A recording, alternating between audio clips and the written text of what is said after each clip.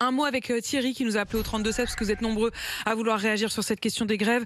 Thierry, je vous écoute. Vous êtes à La Rochelle. Le ministre aussi vous écoute. Je crois que vous êtes plutôt de son côté, si je comprends bien. Vous trouvez que les cheminots se plaignent trop, c'est ça? Oui, je suis ancien fils d'agent SNCF. Bon, c'est vrai que ça a Ancien, évolué. pardon, j'ai mal entendu Thierry. Allez-y. Ancien fils d'agent SNCF. D'accord. Chef de gare, pour être précis. Oui. Effectivement, excusez-moi, j'en prends un terme. C'était des nantis et ils ont encore pas mal d'avantages sociaux. Prenez n'importe quelle entreprise privée qui a 35 milliards de déficit, mais on la ferme. On la ferme, on les laisse plus travailler. Et moi, le truc qui m'exaspère, on parle de service public. Il n'y a plus de service public, ils font grève. Les infirmiers, quand ils veulent faire grève dans les hôpitaux, qu'est-ce que vous faites? Vous les réquisitionnez. Pourquoi on réquisitionne par la SNCF? Je vais vous dire, ça met en danger des vies. Parce que moi, normalement, ma belle-fille, excusez-moi, allait prendre le train le 24 à midi pour rejoindre son papa et nous rejoindre en Franche-Comté, à 8 heures de route de voiture. Puisqu'il y a grève, on n'a plus de train, on va partir le 24 à 3 heures de l'après-midi pour être à 11 heures pour fêter Noël ensemble. Et donc, on va prendre des risques sur la route. Donc, il y a une mise en danger. Thierry, je voudrais que le ministre puisse vous répondre directement. Ce sont des nantis, nous dit Thierry, qui est lui-même fils de cheminot, et qui demande pourquoi est-ce qu'ils ne sont pas réquisitionnés. Réponse?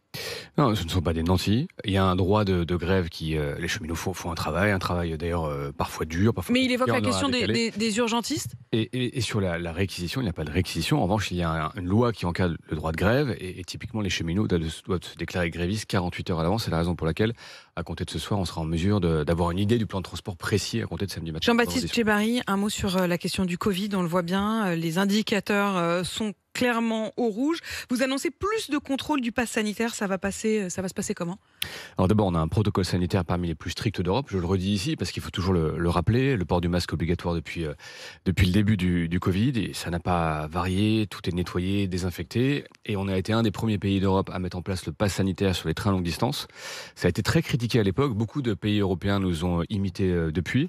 Et on contrôle environ entre 300 et 400 000 passagers par semaine. Qui contrôle? Qui contrôle les agents de la SNCF. Il y a des brigades à bord, notamment de la police ferroviaire. Ça, j'ai toujours pas compris, moi, cette histoire. Pourquoi est-ce qu'ils ne contrôlent pas et le billet et le pass sanitaire? Bah oui, je vous repose la question parce que, pardon, vous ne m'avez pas convaincu. Je comprends pas. Quitte à vérifier sur le téléphone, en plus, maintenant, la plupart du temps, le billet et le titre de transport, je comprends pas pourquoi il suffit d'un clic pour voir que le pass sanitaire est associé. La question, c'est pourquoi on contrôle. Toujours pas compris, moi. Pourquoi on ne contrôle pas tout le monde? Et je le redis, il y a 5 millions de voyageurs qui prennent le train par jour. Il y a d'ailleurs très très peu de pays. C'est pas là ma question. Ma question, c'est pourquoi est-ce que ceux qui contrôlent les billets ne contrôlent pas en même temps le pass sanitaire, ce qui est simple comme bonjour. Ensuite, c'est aussi une question de loi, d'éligibilité à contrôler des titres ou d'autres. Et la loi est ainsi faite qu'elle est compliquée.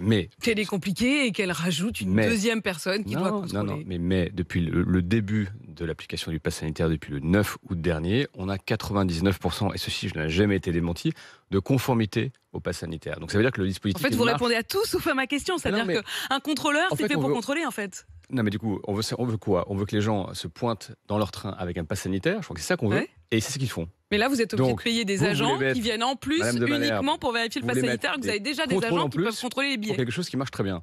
Moi, je vous dis, avec les contrôles en amont des quais, ça marche très bien. On a 99%. Moi, je vous réponds, vive la France. Et vous aurez bien raison. Parce que vive la France.